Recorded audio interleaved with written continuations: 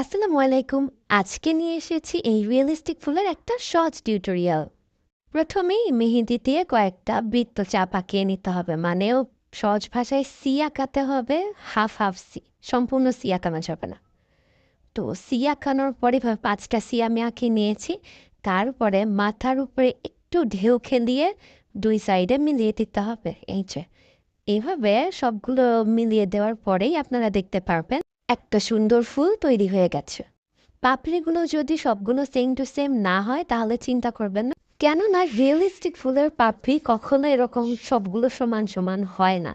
এরপরে আস্তে আস্তে এভাবে সবগুলো ফুলের পাপড়ি একদিক থেকে শেড করে নিতে হবে, মানে এরকম আগে পিছে মেহেদির কোণটা নিয়ে বেশি প্রেশার দেওয়া যাবে না। বেশি প্রেশার দিলে মেসি দেখা যাবে। হালকা হাতে এরকম শেডিং করে নিতে হবে। শেডিং করার পরে ফুলের মাঝখানে যে অংশটা সেখানে এরকম ছোট বড় ডট ডট